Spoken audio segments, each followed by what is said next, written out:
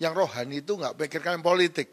Menurut Pastor Indra gimana? Mungkin pernyataan ini muncul gara-gara kita ini seringkali membedakan antara rohani dan sekuler. Kira-kira menurut Pastor Indra apa aja yang perlu dipersiapkan kalau ada orang Kristen masuk ke dunia politik? Kira-kira apa yang dipersiapkan supaya terus boleh jadi terang, jadi berkat? Yang pasti tadi ya, nomor satu panggilan. Kalaupun kita ngomong Tuhan aku milih si A, tapi aku serahkan semuanya ke Tuhan. Yes. Biarlah Tuhan yang menentukan semuanya, karena Tuhan yang paling tahu. Tapi kalau rohaniawan yang ingin jadi politisi, Pastor Indra berpendapat gimana? Kalau pendapat saya, seorang rohaniawan sebaiknya... Shalom, Bapak Bicara, puji Tuhan, ketemu lagi dalam Sola Gratia. Ada info di sosial media, Tuhan itu katanya bertato. Pada waktu dia, karena Tuhan akan menilai kesetiaan, ketaatan kita diuji oleh waktu. Shalom Bapak Saudara, puji Tuhan kita bertemu kembali dalam podcast Pastor Risa bersama seorang hamba Tuhan yang luar biasa yang jadi berkat bagi banyak anak muda, juga seorang wakil gembala mengembalakan untuk menjadi berkat bagi banyak orang, dan bersama saya boleh banyak sekali kita bincang-bincang dan menjadi jawaban. Ya, saya sering tanya sama seorang hamba Tuhan ini. Bersama saya Pastor Indra Saputra. Shalom, Pak Indra. Puji Tuhan, kita boleh ketemu lagi ya dalam sukacita yang besar. Hari ini kita mau bahas tentang sesuatu yang menarik, yaitu kalau orang Kristen boleh nggak sih berpolitik? Nah, ini penting ya. Orang Kristen itu boleh nggak berpolitik? Ada yang berkata, aduh agama sama politik itu nggak bisa disatukan lah. Jangan kita menyatukan, atau bahkan yang rohani itu nggak pikirkan politik. Menurut Pastor Indra gimana hal ini? Setuju apa tidak? Lalu alasannya apa tuh? Oke, mungkin pernyataan ini muncul gara-gara kita ini seringkali membedakan antara rohani dan sekuler. Yes. Gitu ya. Nah, sebenarnya kita ini nggak boleh membedakan rohani dan sekuler. Oke. Karena kita ini harus semuanya rohani gitu ya. Ya. Semuanya harus rohani. Kalau kita beda-bedain, akibatnya kita ini akan jadi orang yang munafik dan kemudian masuk ke dunia tipu-tipu gitu ya. Jadi kita akan gini, oh ini rohani, jadi kita harus kudus, kita harus jaga gitu omongan kita. Tapi begitu, oh ini sekuler, wah kita bisa seenaknya gitu ya, ngomong nggak karuan, kemudian sikapnya, hidupnya nggak karuan, enggak gitu. Kita dimanapun harus jadi manusia yang rohani gitu ya. Dan kita sendiri bukan orang yang aneh gitu ya, yang kemudian jadi orang-orang yang mungkin dianggap oleh dunia ini jadi orang yang freak, yang aneh gitu ya. Nah, jangan seperti apa adanya aja. Tapi kita jadi terang, jadi garam dimanapun kita ada. Jadi kalau agama dan politik, nah agama dan politik ini maksudnya yang seperti apa dulu? Kalau maksudnya adalah anak Tuhan boleh enggak terlibat dalam politik? Kalau saya bilang boleh. Ya, karena di dalam Alkitab juga banyak contoh-contoh orang-orang yang terlibat di dalam politik. Seperti itu. Nah, sejauh mana anak Tuhan boleh berpolitik? Mas Rinda. Ya. Sejauh di mana memang itu panggilan Tuhan. Ya. Jadi saya pikir gini, jangan sampai kita ini kalau mau jadi pendeta saja baru berdoa, tanya panggilan Tuhan gitu.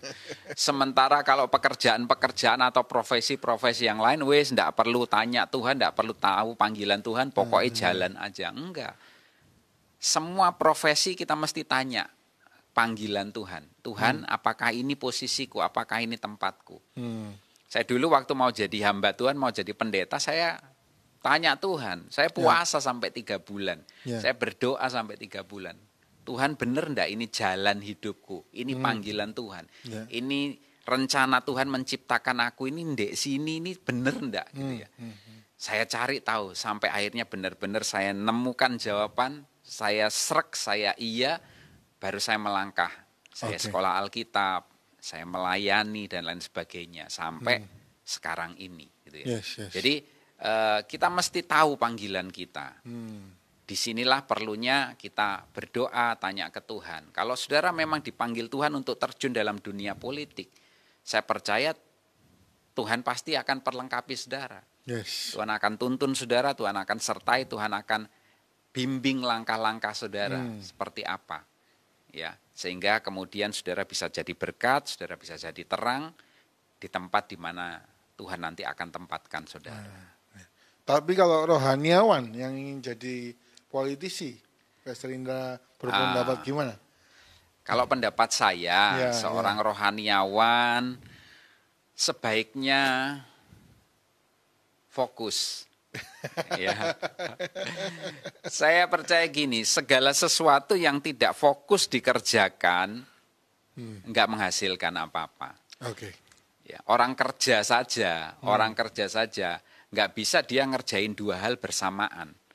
Apalagi kalau dia masih merintis gitu ya. Ya. Satu pekerjaan belum selesai atau belum ahli, belum ngerti, sudah coba pekerjaan yang lain. Ya.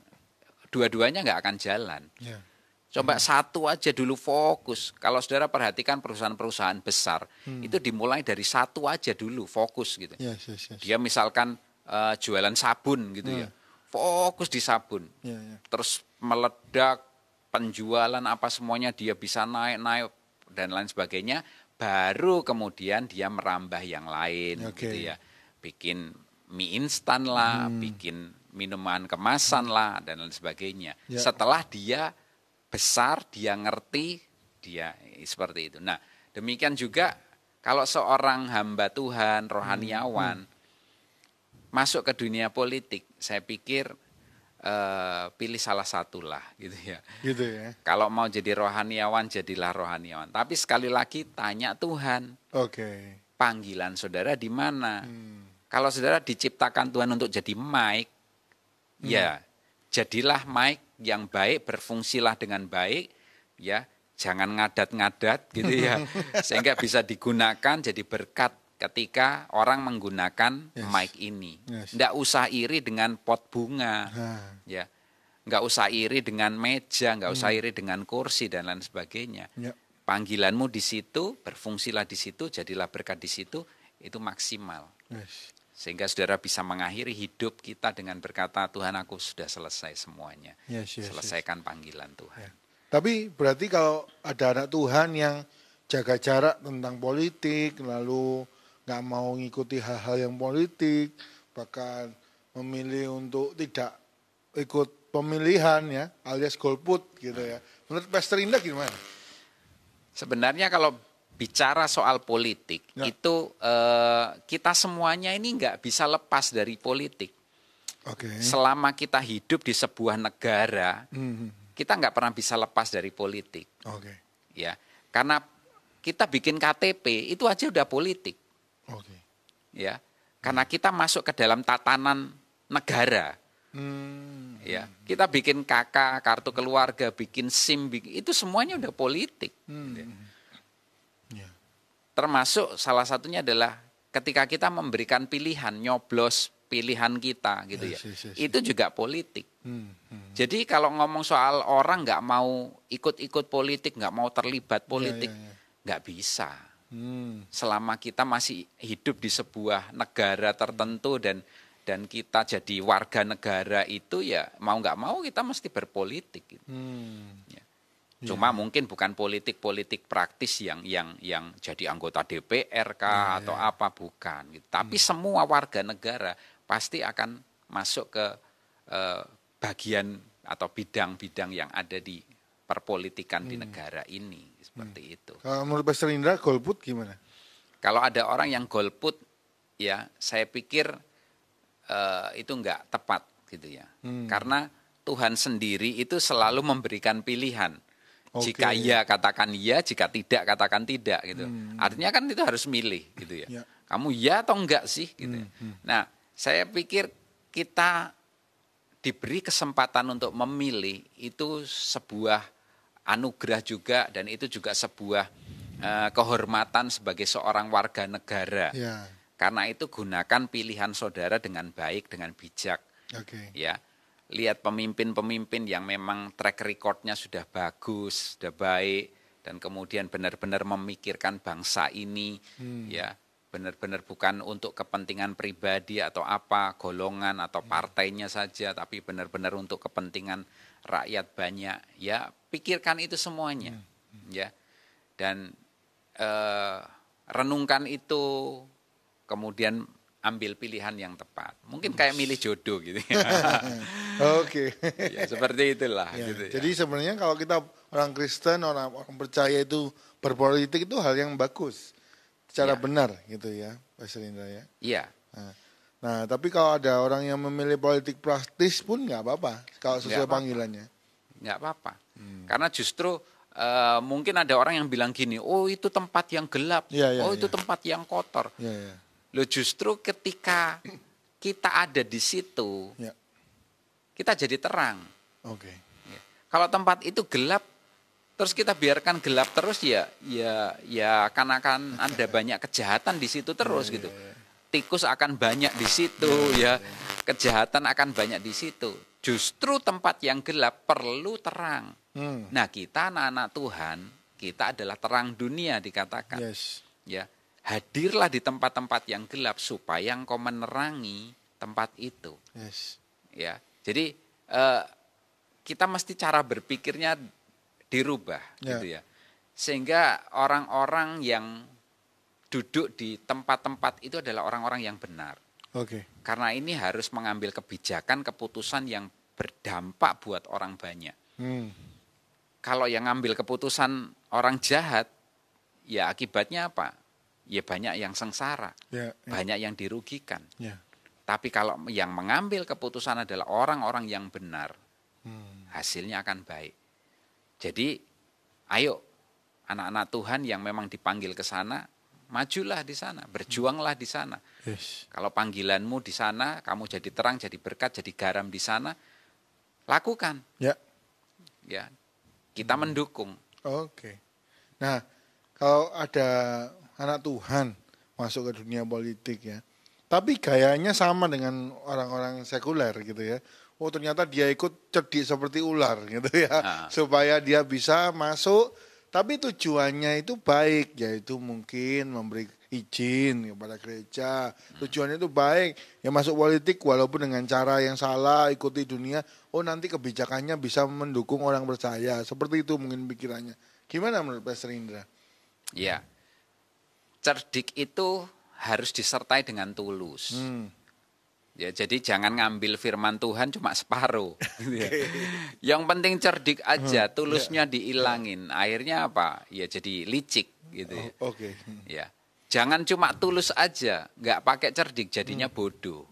Jadi dua-duanya harus ada. Itu kayak mata uang, dua sisinya itu seperti itu. Yes. Ya, jadi kita anak-anak Tuhan harus cerdik dan tulus. Ya, kalau tadi Pastor Ishak tanyakan, tujuannya baik, Ya. tapi caranya salah. Ya. Ya salah.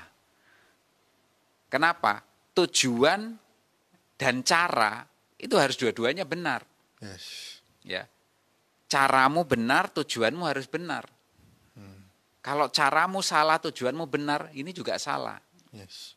Ya, kayak Robin Hood gitu ya, Ya, ya. nolong rakyat tapi ngambil uang nyuri gitu ya.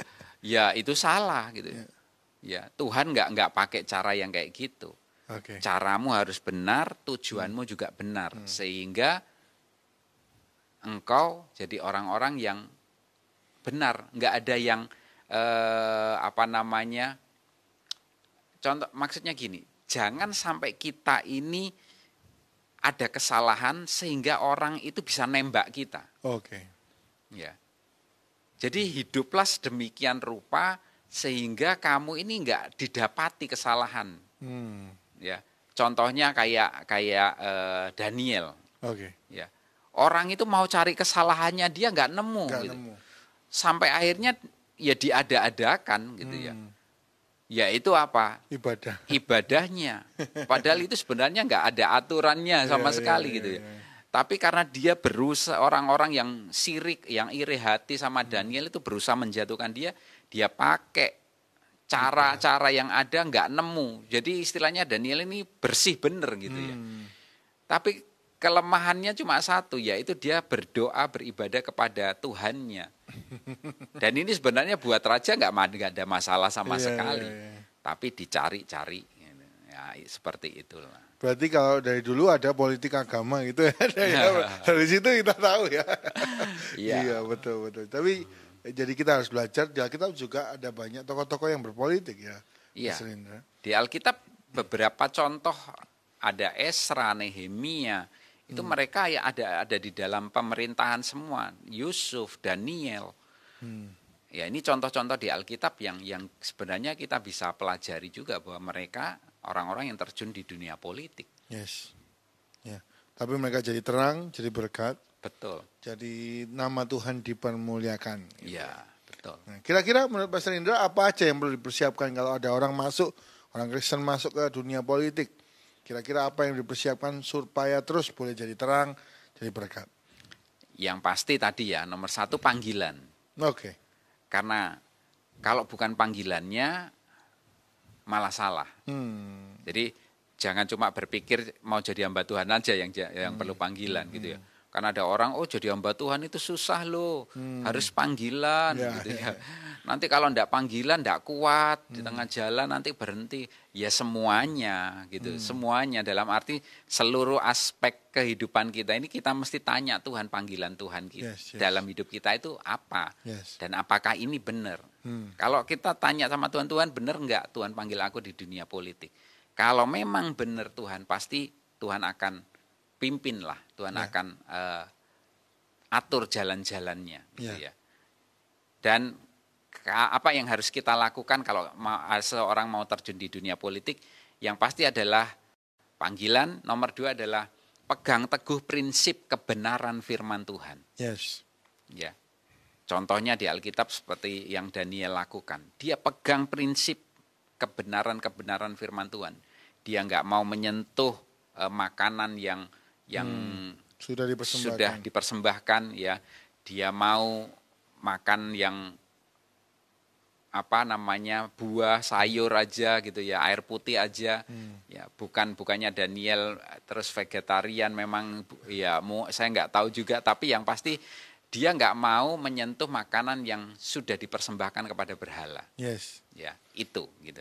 Jadi prinsip-prinsip kebenaran firman Tuhan itu yang harus kita pegang. Ya. Bukan kebenaran kita sendiri. Yes. Ya. Kalau kebenaran kita sendiri kita lihat, ini duit kok banyak banget ya. Daripada nanti tercecer di mana-mana, lebih baik saya masukkan kantong saya. Jadi akhirnya ketangkep KPK gitu ya. Akhirnya kita mempermalukan Tuhan dan mempermalukan diri kita. Yes, setuju. Jadi kebenarannya adalah kebenaran firman Tuhan. Karena itu nomor 1 mesti panggilan, nomor 2 mesti prinsip kebenaran firman Tuhan itu yang harus dikerjakan, ya harus dilakukan. Yang berikutnya adalah miliki komunitas. Jadi orang-orang yang ada di sekitar saudara yang kemudian bisa menolong, memagari, mengingatkan saudara bagaimana rencana atau panggilan Tuhan dalam hidup saudara. Kalau saudara terjun di dunia politik, ya. Jadi misalnya saudara di anggota DPR, saudara bisa bikin komsel lah atau mungkin persekutuan lah. Nah di situ saling menguatkan. Yes. Ayo jangan lupa ya kita ini anak-anak Tuhan, kita harus jadi berkat apa saling mengingatkan seperti itu. Dan yang saya pikir cukup penting juga adalah miliki mentor. Oke. Ya. Kalau saudara berjemaat di sebuah gereja lokal, ya misalkan mintalah pemimpin saudara itu untuk jadi mentor saudara. Sehingga dia bisa mendoakan ketika saudara mau rapat, mau bikin keputusan-keputusan yang menentukan, dan lain sebagainya. Ada orang yang jadi mentor atau bapak rohani buat saudara. Sehingga itu akan menolong saudara untuk tetap kuat dan jadi berkat di situ. Wow, luar biasa sekali. Jadi kita semua, bagi kita, hiduplah sesuai panggilan ya. Kalau ada yang panggilannya menjadi politisi praktis, silakan. Tapi sesuai dengan kebenaran firman Tuhan, punya komunitas, punya mentor yang baik gitu ya. Nah, ada orang yang menolak untuk berpolitik tadi ya, jaga jarak. Tapi ada yang berlebihan, Mas Rida. Ada juga berlebihan. Jadi kalau di Twitter atau di sosial medianya, wah ngomongnya politik terus, dia menyatakan apa yang jadi pilihannya. Gimana menurut Pastor Indra? Kalau ada orang Kristen yang suka berkoar-koar, oh pilihannya seharusnya ini, pilihan saya ini, yang bagus ini gitu. Gimana menurut Pastor Indra? Apakah itu bijaksana atau bagaimana?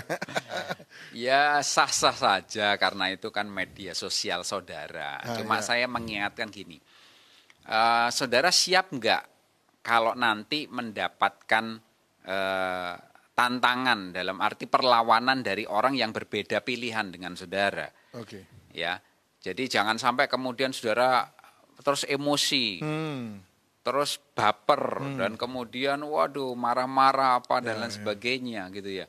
Karena ketika saudara ngomong, oh pilihan saya A adalah yang terbaik, bla bla bla bla, saudara ngomong seperti itu. Tiba-tiba ada orang lain yang pilihannya B, ya, dan kemudian ngata-ngatain saudara. Saudara baper enggak, sakit hati enggak, jengkel enggak gitu ya.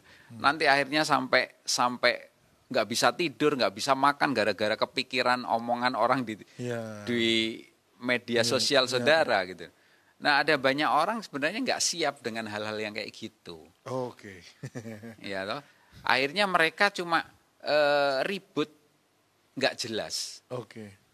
Bahkan kalau kita ingat beberapa waktu lalu ya waktu pemilihan presiden ada orang-orang itu yang ribut dengan orang serumah. Wow. Ya. Ada yang mungkin suaminya milih ini, istrinya milih itu gitu. Atau yang mungkin orang tuanya milih ini, anaknya milih itu gitu. Atau omnya atau tantenya sampai akhirnya mereka ribut gitu. Setelah itu ketika pemilihan menang si A gitu ya. Terus mau ngapain gitu. Ya, akhirnya jadi aneh gitu ya karena kemarin bertengkar. Saya pikir ini kebodohan. Gitu ya. Hal-hal yang receh yang harusnya nggak masuk ke dalam rumah tangga, keluarga saudara dimasukkan. Sehingga bikin masalah sendiri gitu ya. Saya dulu punya pilihan ya. Tapi saya nggak gembor-gemborkan di media sosial. Karena saya lihat sudah terlalu banyak orang yang ribut di media sosial. Saya justru ngasih hal-hal yang meredam saja gitu ya. Apapun pilihan kita, ya kita tetap bersaudara, kita tetap satu bangsa. Kita ngomong yang netral-netral supaya adem aja suasananya, nggak panas. Gitu. Nah, jadi kalau mau mengucapkan itu, menyatakan itu juga harus siap ya, Pastor. Iya. Kalau bisa sih kita tetap jadi pencinta damai, membawa damai aja. Bukan malah tambah bawa itu. Nah, tapi juga ada hamba-hamba Tuhan yang menyatakan pilihannya. Oh, harusnya milih ini. Wah, jangan-jangan juga nubuatan. Oh, nanti yang jadi ini. Ternyata enggak. Gimana nih, Pastor? Karena ada seorang seringkali hamba-hamba Tuhan juga menyatakan pemikirannya, menyatakan hal-hal politik. Ya. Padahal ya hal itu berbahaya sebenarnya. Iya. Menurut Pastor gimana? Ya, saya setuju bahwa itu bahaya. Apalagi kalau sudah pakai nama Tuhan lagi. Oke. Dan setelah pakai nama Tuhan ternyata pilihannya nggak menang gitu ya. Aduh, malah makin bikin malu gitu ya. Nah, jadi menurut saya kalau ada seorang hamba Tuhan dia mengemukakan pilihannya, sekali lagi itu sah-sah saja gitu ya. Tetapi saya pikir kita mesti bijaksana. Ya. Yang berikutnya janganlah kita ini maksa Tuhan. Karena Tuhan jauh lebih tahu. Ya. Ke depan ini akan siapa yang akan terpilih itu sudah kedaulatan Tuhan gitu. Jadi kalaupun kita ngomong saya milih A gitu ya. Bahkan kita mungkin kadang ada bahkan para pendoa-pendoa, bahkan nabi-nabi yang sampai menubuatkan ini akan jadi presiden, itu akan jadi presiden. Ya saya pikir kurang bijaksana lah gitu ya. Kalaupun kita ngomong Tuhan aku milih si A, tapi aku serahkan semuanya ke Tuhan. Biarlah Tuhan yang menentukan semuanya. Karena Tuhan yang paling tahu. Dan Tuhan yang mengerti yang terbaik, pemimpin seperti apa yang terbaik untuk bangsa ini gitu ya. Udah itu aja sih saya pikir, jadi nggak usah mengklaim bahwa ini suara Tuhan gitu. Tujuannya pasti cuma satu, supaya banyak orang yang makin memilih orang itu, pilih sesuai dengan yang disodorkan pilihannya dia gitu ya. Tujuannya kan cuma itu. Tapi pakai nama Tuhan untuk membuat supaya orang terkesan gitu ya. Ya udahlah, jangan seperti itulah. Jadi seharusnya memang jangan sampai gereja berpolitik ya, seperti itu ya. Pastor Ito ya. Maksudnya gereja berpolitik itu karena ada salah satu anggotanya yang mau masuk politisi praktis. Ayo kita semua pilih ini. Gitu ya. Harusnya gereja ya netral aja gitu ya. Terutama leadernya, pemimpinnya. Seperti itu ya, Pastor ya? Iya. Jadi lebih baik pemimpin itu netral gitu ya. Ya kalaupun dia mau mengemukakan pilihannya dia, ya ngomong aja ini pilihan saya pribadi, semuanya terserah saudara gitu. Jangan terus kemudian diancam jemaatnya, awas ya kalau nggak milih kamu jangan berjemaat di sini. Enggak lah. Jadi kalaupun saudara mau mengemukakan ya silahkan saja, tapi kalau di tempat umum itu kok rasanya kurang bijaksana juga gitu ya. Jadi lebih baik kalau saudara memberikan kebebasan buat jemaat untuk memilih sesuai dengan hati nurani mereka, sesuai pilihan dan pengetahuan mereka. Seperti itu sih. Tidak usah mendukung paslon tertentu hanya untuk kepentingan-kepentingan yang mungkin yang kita sendiri, untuk kepentingan pribadi sendiri atau Tidak usah. Jadi sebenarnya berpolitik ini pribadi gitu ya, Pastor ya. Pribadi ya. Cenderungnya ke pribadi. Oh ya, saya seknya ini gitu ya. Tapi semua kedaulatannya kembali kepada Tuhan, seperti itu ya. Jadi kalau over ya membuat ribut. Kalau golput ya, akhirnya nggak mau aktif atau mungkin nggak mau terlibat sama sekali gitu ya. Itu juga salah juga gitu ya. Gitu ya, Pastor ya. Nah, ini ada pertanyaan penting. Memilih pemimpin itu sesuai agamanya, setuju apa enggak? Enggak. Enggak ya. Karena saya berpikir tidak semuanya orang yang ngaku dirinya Kristen juga bisa jadi pemimpin yang baik. Ya, jadi saya lebih memilih bahwa orang ini memang track recordnya bagus dan kemudian punya prestasi-prestasi yang memang untuk masyarakat, untuk kepentingan orang banyak, hatinya juga untuk kemajuan bangsa dan negara ini. Apapun agamanya ya kita nggak melihat itu gitu ya. Ini untuk kepentingan seluruh rakyat, semua agama yang ada di bumi Indonesia ini gitu. Jadi seperti itu sih saya melihatnya. Gitu ya. Jadi memang kita lihat kredibilitasnya ya. Kalau pemimpinnya bagus ya bagus. Ya, bukan karena agamanya, bukan karena yang lain. Nah, jadi kalau kita berpolitik, biarlah kita ini semua bijaksana gitu ya. Biarlah kita semua berhikmat untuk melakukan ini. Nah, jadi seringkali terjadi kita kebanyakan komen mungkin ya. Komen atau bicara sesuatu yang memang sensitif dan nggak sesuai dengan otoritas kita, gitu ya, Pastor ya. Itu sangat berbahaya dan seringkali membuat ramai, keluarga ramai, gereja ramai, ya, komunitas ramai, seperti itu. Jadi mari kita semua bijak berpolitik. Boleh kasih pesan terakhir untuk semua yang mendengar, biarlah kita semua menjadi bijaksana dan boleh sama-sama berpolitik dengan benar. Ya, saudara, selama kita tinggal di sebuah negara, kita ini nggak pernah bisa lepas dari yang namanya politik. Jadi kita jangan golput, ya, nggak peduli atau yang tadi over, gitu ya. Tapi jadilah orang-orang yang terlibat di dalamnya sesuai porsinya. Kalau saudara memang warga negara yang tidak terlibat langsung di dalam politik praktis, ya ikutlah sebagai warga negara. Dalam arti kalau ada pemilihan ikut nyoblos, ikut menentukan pilihan-pilihan anggota DPR, DPRD, wakil rakyat atau bahkan mungkin presiden dan lain sebagainya, itu pilihlah gitu ya, ambil bagiannya. Tapi kalau saudara mungkin punya hati atau panggilan untuk menjadi orang yang masuk terlibat di dalamnya sebagai orang-orang yang terlibat dalam politik praktis, ya silahkan. Tapi yang pastikan itu panggilan saudara, bukan karena sekedar emosi saudara, gitu ya. Tapi benar-benar panggilan Tuhan dalam hidup saudara. Dan tempat-tempat yang seperti itu yang mungkin banyak orang politik itu kotor, politik itu jahat, politik itu gelap. Justru tempat seperti itulah yang perlu banyak anak-anak Tuhan untuk jadi terang di sana, jadi jawaban di sana, jadi garam di sana, jadi berkat di sana. Jadi saya sangat mendukung kalau ada orang-orang yang memang panggilannya menjadi orang-orang yang terlibat dalam politik praktis. Seperti itu. Puji Tuhan. Jadi bila ini jadi jawaban, mungkin ada yang bingung, wah politik itu harusnya gimana, orang Kristen harusnya gimana. Bila terjawab hari ini bahwa kita harus mendoakan kesejahteraan negara kita, kota kita, dan kita menjadi warga negara yang baik, itu berpolitik. Dan kalau kita diberi kesempatan jadi terang, jadi berkat dimanapun kita ada, panggilan kita mungkin berpolitik, ayo jadi terang, jadi berkat.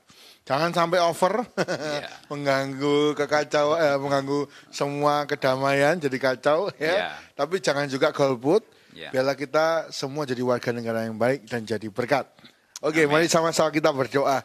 Tuhan Yesus, kami berdoa hari ini dengan kesempatan yang baik. Kami berdoa untuk Indonesia, Tuhan. Kau berkati bangsa kami ini jadi bangsa yang besar.